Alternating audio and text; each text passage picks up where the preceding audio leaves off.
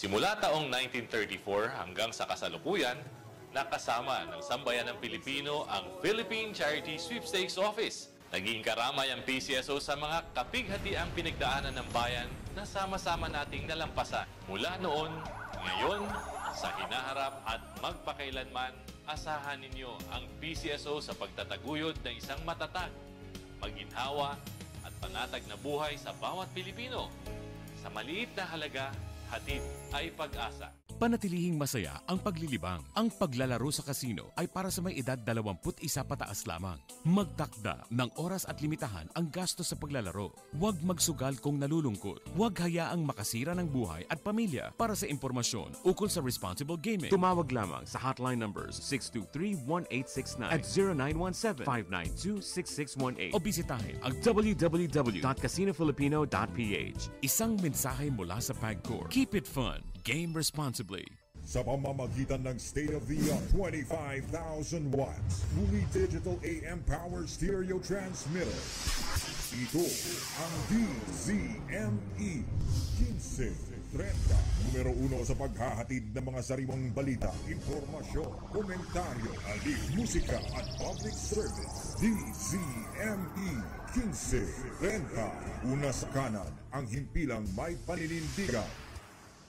Rex Kayanong sa Target On Air. Etong problema mga kaibigan dyan ho sa NLEX sa Valenzuela City at kahapon kumbagay halos wala hong pahinga itong si Mayor Tocayong Rex Gatchalian ay yung problema dyan ho sa North Luzon Expressway yung palpak ho kasi yung serbisyo ho at kumbagay abay nagdulot ho ng napakatinding traffic. Kaya nga mismong si Mayor Rex Gatchalian ho mga kaibigan, abay talagang kumbagay punto por punto, abay tinutukan ho yung problema na yan. Kasi kumbagay madadaanan daw ho yan ng mga motorista, ngayang NLEX, kahit pa daw ho suspendido yung kanilang business permit, di ba?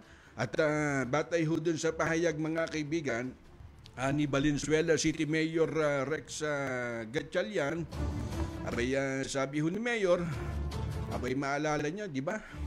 At nauna nang ibinabala ni Gatchalian yung pagsuspinde mga kaibigan dyan ho sa business permit. Yung permit ho ng NLEX, kumbaga hindi ho nila kayang aksyonan ay yung matinding trapiko na dinudulot to mga kaibigan nitong radio frequency identification o itong RFID. Alam niya, may iba namang hong formula ho dyan para maibsan ho yung matinding daloy ho ng traffic, yung pagkabit ho ng sticker ho sa mga bawat sasakyan. Dapat ho yan, lahat ho ng gasolinahan, kumbagay lahat, bigyan ho nila ng sticker, di ba? Kumbaga, para hindi na ho magsama-sama kung saan hong toll, kung sa NLEX, kung sa South, o sa North to mga kaibigan, at maging dyan ho sa mga department store o 7, kahit saan, di ba? At kumbaga, naging matinding, naging pabigat to sa matinding daloy ho ng traffic. Partikular ho dyan sa Valenzuela mga kaibigan. At ang problema ho kasi dyan, kumbaga, yung iba wala hong pakialam, pero yung mga motorista na apektado ho sila, kumbaga yung isang araw na pasok ho nila, trabaho ho nila, inilaan ho nila doon mga kaibigan para lang ho makapaglagay anong sticker na yun, yung RFID. Ang problema, kapag ho nag-ipon-ipon ho yun sa kalye o dyan ho sa NLEX o saan man hong toll ho mga kaibigan, problema ho yan, di ba? At ang ginawa ho dyan, natanggapan ho ni Mayor Rex Gatchalian ng Valenzuela mga kaibigan, kumbaga siya mismo nagdesisyon na dapat daw ho bigyan ho ng aksyon at hindi naman daw ho kasalanan ho ng taong bayan na masuspinde yung business permit, di ba? At bakit daw ho nila haharangin yung mga tao mga kaibigan, kumbaga nagsimula na yung implementasyon ng suspension mga kaibigan kahapon ho ng tanghali at palpak ho talaga yung NLEX at mukha rin hong sila rin ho nagpapakalat na December 1 yung deadline para ho dun sa pagpapakabit ho ng sticker, di ba? Para ho dun sa toll operation, mga kaibigan, ay yung mag-i-implement na sinasabing 100% yung cashless yung mga kaibigan transaksyon dun ho sa mga toll road ho. Alam niyo, tama lang ho yung ginawa ho dyan ni Mayor Rex Gatchalian. Bagamat siguro at nagkasabay-sabay lang ho talaga, kahit naman ho wala hong RFID, yung talagang matinding daloy ho ng traffic dyan ho sa Valenzuela na yan. Kumbaga yan ho yung pinaka-entrada ho at nandyan ho yung mga tracking. Abay minsan no, kapag ho nadadaan ho kami dyan, talagang matinding sakripisyo.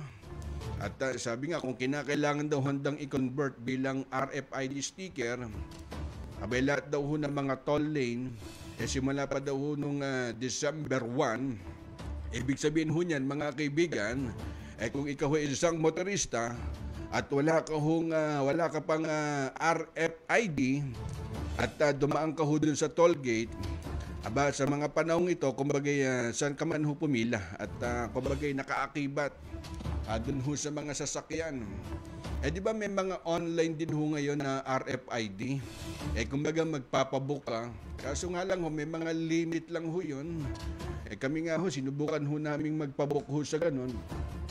Bagamat kumbaga loaded na at pinanghimasukan na rin ho yan ng mga online seller ho.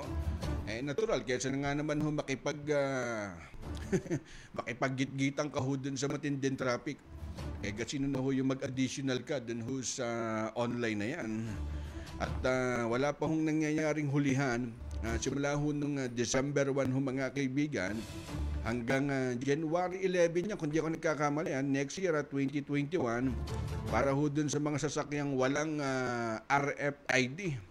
At matapos on January 11, hindi na ho lahat ho ng lane ng toll gate, i-convert ko yan bilang sticker lane ho, mga kaibigan. Sana ho magkaroon ho ng ibang pamamaraan, alternative, para naman ho makatulong dun ho sa matinding daloy ho ng trapika. Simula taong 1934 hanggang sa kasalukuyan, nakasama ng sambayan ng Pilipino ang Philippine Charity Sweepstakes Office. Naging karamay ang PCSO sa mga kapighatiang pinagdaanan ng bayan na sama-sama nating nalampasan. Mula noon, ngayon, sa hinaharap at magpakailanman, asahan ninyo ang PCSO sa pagtataguyod ng isang matatag, maginhawa at panatag na buhay sa bawat Pilipino. Sa maliit na halaga, hatid ay pag-asa. Panatilihing masaya ang paglilibang. Ang paglalaro sa kasino ay para sa may edad 21 pataas lamang. Magtakda ng oras at limitahan ang gasto sa paglalaro. Huwag magsugal kung nalulungkot. Huwag hayaang makasira ng buhay at pamilya. Para sa impormasyon ukol sa responsible gaming, tumawag lamang sa hotline numbers 623-1869 at 0917-592-6618 o bisitahin ang www.casinofilipino.ph. Isang mensahe mula sa PAGCOR. Keep it fun. Game responsibly.